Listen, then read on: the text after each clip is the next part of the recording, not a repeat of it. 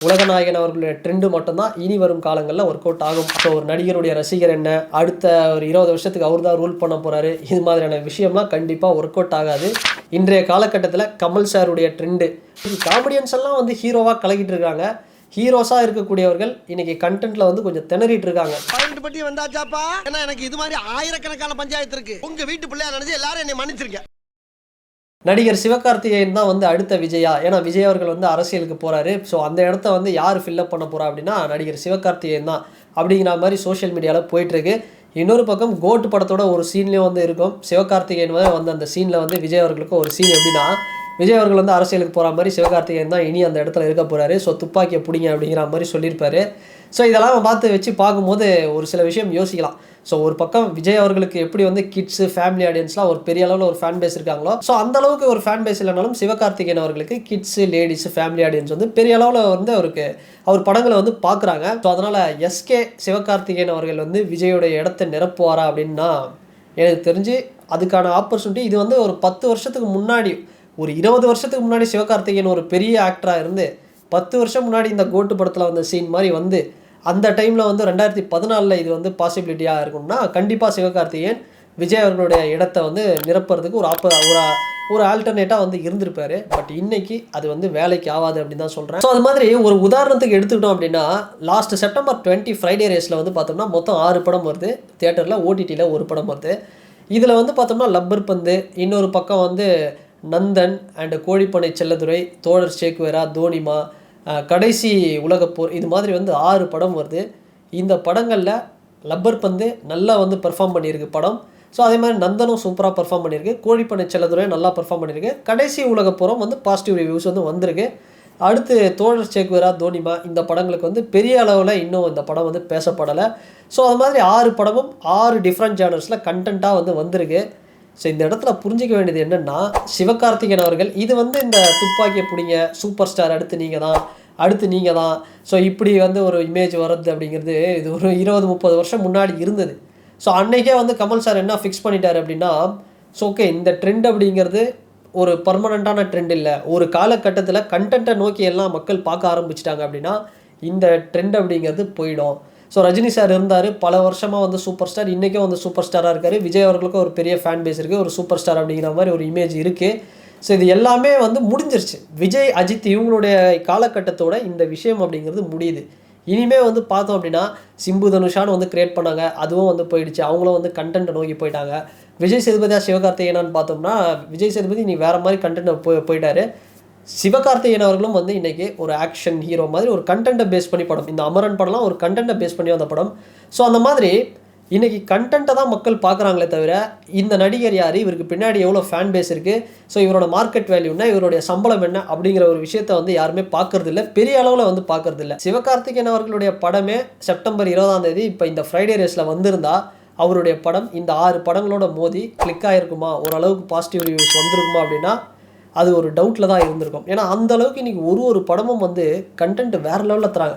Rubber பந்து படம்னா ஒரு கட்டத்தில் பார்த்தா அட்டகத்தி தினேஷ் வந்து ஒரு பர்ஃபார்மன்ஸ் ஓவர்டேக் பண்ணுறாரு, இன்னொரு பக்கம் ஹரிஷ்கல் ஒரு போடுறாரு, யாருடா அப்படின்னு வந்து ஒரு டிசைட் பண்ணுறதுக்கே ஒரு இதுவாக இருக்குது.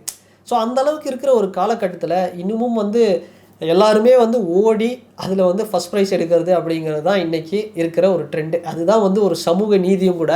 ஸோ இந்த காலகட்டத்தில் வந்துட்டு துப்பாக்கியை வந்து பிடிங்க, நீங்கள் தான் வந்து அடுத்து அப்படின்னு வந்து ஃபிக்ஸ் பண்ணுறது அப்படிங்கிறது எனக்கு தெரிஞ்ச அந்த ஒரு ட்ரெண்ட் அப்படிங்கிறது ஒரு ஒர்க் அவுட் ஆகாது அப்படின்னு தான் சொல்கிறேன் நான் ஃப்யூச்சரில். ஏன்னா துப்பாக்கியை கொடுத்த விஜய் சாரும் பார்த்தோம் அப்படின்னா பெரிய ஆக்டர் கிடையாது. எப்படின்னா Kamal sir, Vikram sir, Suriya sir மாதிரி ஒரு பெரிய பர்ஃபார்மர் கிடையாது. பட் இந்த பக்கம் பார்த்தோம்னா சிவகார்த்திகேயன் அவர்களும் ஒரு பெரிய லெவலில் ஒரு பர்ஃபார்மன்ஸ் இன்னும் காட்டலை. ரெமோ படத்தில் ஒரு டிஃப்ரெண்ட்டாக ட்ரை பண்ணார், அதுவும் ஒரு கமர்ஷியல், ஒரு அந்த மசாலா படம் தான். ஸோ பெரிய ஒரு இதுவும் கிடையாது. ஸோ அது மாதிரி இன்றைக்கி கண்டென்ட்டை தான் பார்க்குறாங்க. இன்றைக்கி தங்கலான் படம் வந்து நல்லா இல்லைன்னு சொல்கிறாங்க. பட் ஆனால் விக்ரம் சாரோடைய ஆக்டிங் வந்து பார்த்தோம் அப்படின்னா அதுக்காக அந்த படத்தை 2 வாட்டி பார்க்கலாம். இன்னும் ஒரு 10 வருஷம் கழிச்சு பாருங்கள் தங்கலான் படத்தை, என்னப்பா விக்ரம் சார் இப்படி நடிச்சிருக்கிறாரு, அவருடைய ஆக்டிங்கை வந்து மிஸ் பண்ணிட்டோமே அப்படிங்கிற மாதிரி சொல்லுவாங்க. ஸோ அந்த மாதிரி ஒருத்தரும் பார்த்தோம்னா கண்டென்ட்டில் வந்து பயங்கரமாக வந்து ஒரு பர்ஃபார்மன்ஸ் வந்து காட்டுறாங்க. இந்த இடத்துல சிவகார்த்திகேயன் அவர்கள், ஸோ நான் வந்து உடனே சிவகார்த்திகேயன் ஹேட்டர்ஸா அப்படின்னு யாரும் வந்து கேட்டுறாதீங்க. எனக்கு எஸ்கே ரொம்ப பிடிக்கும். அவருடைய ரொம்ப எந்த ஒரு பேக்ரவுண்டும் இல்லாமல் ஒரு சாதாரண ஒரு சேனல்லேருந்து வந்து இன்றைக்கி ஒரு பெரிய லெவலுக்கு வந்திருக்காரு. ஸோ அந்த சூப்பர் ஸ்டார் இமேஜ், அந்த ரேஸு, அந்த ஃபேமிலி, கிட்ஸு இது மட்டுமே போதுமா அப்படின்னா போதாது அப்படின்னு தான் சொல்லணும். இன்றைக்கி கோட்டு படம் ஒரு உதாரணத்துக்கு எடுத்துக்கணும் அப்படின்னா 400 கோடி பட்ஜெட்டில் வந்த படம். அந்த படம் 450 கோடி கிட்ட தான் வந்திருக்கு. ஸோ போட்ட பட்ஜெட்டை விட ஒரு 50 கோடி தான் அதிகமாக எடுத்திருக்கு வசூல் அப்படிங்கிறத. இன்றைக்கி கோட்டே பார்த்தோம் அப்படின்னா ஒரு காலத்தில் துப்பாக்கி கத்திலாம் ஜென்ரல் ஆடியன்ஸே 2-3 வாட்டி பார்த்தாங்க. அஜித் சார் ஃபேன்ஸே வந்து 2 வாட்டி போய் பார்த்தவங்களாம் இருக்கிறாங்க. அந்த படத்தை 3 வாட்டி பார்த்தவங்களாம் இருக்கிறாங்க. ஏன் நானே கத்தி படத்தை 2 வாட்டி பார்த்துருக்கேன். துப்பாக்கி படம் வந்து ஒரு வாட்டி ஃபஸ்ட் ஷோவை போய் பார்த்தேன். ஸோ வேறு லெவலில் பாசிட்டிவ் ரிவ்யூ அப்படிங்கிறது துப்பாக்கி படத்துக்கு வந்தது. ஆனால் அதுக்கப்புறம் வந்த படங்கள் பெரிய அளவில் வந்து விஜய் சாருக்கு வந்து ஒரு பெரிய அளவில் வந்து ஒர்க் அவுட் ஆகலை. ஓகே, ஒரு ஒன் டைம் வாட்சபிள் அப்படிங்கிற அது மாதிரி தான் இருந்தது. அது ஜென்ரல் ஆடியன்ஸை பொறுத்த வரைக்கும். ஸோ அது மாதிரி இந்த கோட்டு படமும் பார்த்தோம்னா செகண்ட் டைம் வந்து போய் பார்க்கணும் அப்படிங்கிற ஒரு இன்ட்ரெஸ்ட் பெருசாக வரல. பட் தளபதி விஜய் அவர்களுக்காக போய் பார்த்துடலான்னு வச்சுக்கோங்களேன். பட் இருந்தாலும் அப்படி ஒரு கண்டென்ட்டை நோக்கி கண்டென்ட் ஒரு இடத்துல வந்து ஒரு தொய்வு ஆயிடுச்சு, பெருசாக வந்து ஒர்க் அவுட் ஆகலை அப்படின்னா மக்கள் வந்து பெரிய அளவில் இன்ட்ரெஸ்ட் காட்ட மாட்டாங்க. இப்படி ஒரு சூழலில் அடுத்து வந்து சிவகார்த்திகேயன் அவர்கள் தான், ஸோ அவர் தான் அப்படிங்கிற மாதிரி வந்து எனக்கு தெரிஞ்சு இந்த ட்ரெண்டு ஒர்க் அவுட் ஆகாதுன்னு தான் சொல்கிறேன். ஏன்னா இது எதுக்காக நான் பேசுகிறேன் அப்படின்னா, ஸோ இன்றைக்கும் பார்த்தோம் அப்படின்னா 90s கிட்ஸில் சில பேரும் சரி, 2K கிட்ஸில் சில பேரும் சரி, ஸோ அப்படி வந்து ஒரு பார்வை அப்படிங்கிறது இருக்குது. சிவகார்த்திகேயன் மிகப்பெரிய ஒரு நடிகர், அவருக்கு வந்து ஏன்னா அடுத்து ஒரு கிரியேட் வந்து பண்ணுறாங்க, ஒரு வசூல் ரீதியாக அவரை வந்து வச்சு ஏதாவது பெரிய லெவலில் கொண்டு போகணும் அப்படிங்கிற மாதிரி போகிறாங்க. அது 1 நாள் 2 நாள் 3 நாள் வந்து வசூல் வந்துடும். அதுக்கப்புறம் வரணும் அப்படின்னா கண்டென்ட்டு மட்டும் தான் சக்ஸஸ் ஆகும். ஒரு உதாரணத்துக்கு சொல்லணும் அப்படின்னா சில காலேஜ் ஸ்டூடெண்ட்ஸ் வந்து தியேட்டர் வாசலில் ரோஹிணி தியேட்டர் மாதிரி ஒரு தியேட்டரில் நின்றுட்டு பேனர் பார்த்துட்டு சொல்கிறாங்க. ரோஹிணி தியேட்டரில் தான் நடந்தது அந்த ஒரு விஷயம். ஸோ அந்த இடத்துல வந்து சந்தானத்துடைய ஒரு படம் ரிலீஸ் ஆகிருக்கு. அதை பார்த்துட்டு சொல்கிறாங்க, இது மாதிரி போஸ்டர் வச்சுட்டா இவரெல்லாம் ஹீரோ ஆகிடுவாரா அப்படிங்கிற மாதிரி ஒரு பொண்ணும் பையனும் பேசிகிட்டு இருக்காங்க. அந்த பொண்ணு சொல்கிறாங்க, இவர் வந்து ஹீரோவா, எஸ்கே தான் இன்னைக்கு எஸ்கே மாதிரி ஆகிடுவாரா, இவர் ஹீரோவா அப்படிங்கிறாங்க. இன்றைக்கி வந்து சந்தானம் காமெடியனாகவே நடிச்சிருந்தாருனா கூட எவ்வளோ படங்களில் வந்து நடிச்சிருப்பாரு. அவர் எனக்கு தெரிஞ்சு சந்தானம் பெரிய அளவில் வந்து சம்பாரிச்சிருப்பாரு. ஸோ தனித்தனியாக நம்ம நடிக்கிறத விட நம்ம ஒரு ஹீரோவாக நடித்தோம்னா நம்ம சுற்றி இருக்கிற அந்த லுல்லு சாப்பாடு டீம் எல்லாமே வந்து சர்வைவ் ஆகுறாங்க அப்படிங்கிறதுக்காக ஒரு விஷயம் போயிட்டுருக்கு.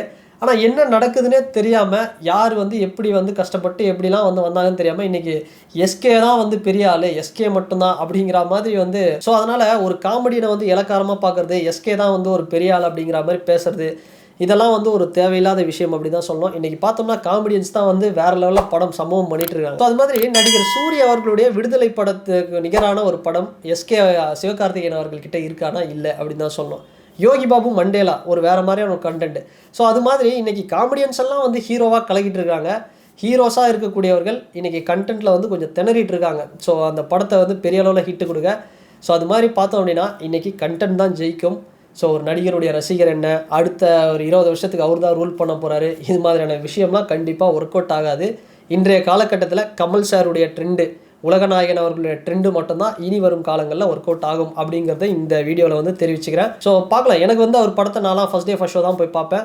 பட் கண்டென்ட் அவர் இன்னும் வெயிட்டாக வந்து கொடுக்கணும் அப்படிங்கிறத அவர்கிட்ட வந்து எதிர்பார்க்குறோம். ஸோ வெயிட் பண்ணி பார்க்கலாம் என்ன நடக்குது, அமரன் என்ன மாதிரியான ஒரு இது கொடுக்க போகுது, ஒரு இம்பேக்டை க்ரியேட் பண்ண போகுது அப்படிங்கிறத நம்ம வெயிட் பண்ணி தான் பார்க்கணும். அண்ட் இந்த வீடியோ பற்றினா உங்களுடைய கருத்துக்கள் என்ன அப்படிங்கிறத இந்த கமெண்ட் செக்ஷனில் பதிவிடுங்க. அண்ட் இந்த வீடியோ உங்களுக்கு பிடிச்சதுன்னா லைக் பண்ணுங்கள், ஷேர் பண்ணுங்கள், கமெண்ட் பண்ணுங்கள், சப்ஸ்கிரைப் பண்ணுங்கள். அண்ட் வேறு ஒரு வீடியோவில் வேறு ஒரு கண்டென்ட்டில் நான் உங்களை பார்க்குறேன். பாய். ஸோ அது மாதிரி நடிகர் சூர்யா அவர்களுடைய விடுதலை படத்துக்கு நிகரான ஒரு படம் எஸ்கே சிவகார்த்திகேயன் அவர்கள்கிட்ட இருக்கானா இல்லை அப்படின்னு தான் சொல்லணும். யோகி பாபு மண்டேலா ஒரு வேறு மாதிரியான ஒரு கண்டென்ட். ஸோ அது மாதிரி இன்றைக்கி காமெடியன்ஸ் எல்லாம் வந்து ஹீரோவாக கலக்கிட்டு இருக்காங்க. ஹீரோஸாக இருக்கக்கூடியவர்கள் இன்றைக்கி கண்டென்ட்டில் வந்து கொஞ்சம் திணறிட்டு இருக்காங்க. ஸோ அந்த படத்தை வந்து பெரிய அளவில் ஹிட்டு கொடுங்க. ஸோ அது மாதிரி பார்த்தோம் அப்படின்னா இன்றைக்கி கண்டென்ட் தான் ஜெயிக்கும். ஸோ ஒரு நடிகருடைய ரசிகர் என்ன, அடுத்த ஒரு 20 வருஷத்துக்கு அவர் தான் ரூல் பண்ண போகிறாரு, இது மாதிரியான விஷயம்லாம் கண்டிப்பாக ஒர்க் அவுட் ஆகாது. இன்றைய காலகட்டத்தில் கமல் சாருடைய ட்ரெண்டு, உலகநாயகன் அவர்களுடைய ட்ரெண்டு மட்டும்தான் இனி வரும் காலங்களில் ஒர்க் அவுட் ஆகும் அப்படிங்கிறத இந்த வீடியோவில் வந்து தெரிவிச்சுக்கிறேன்.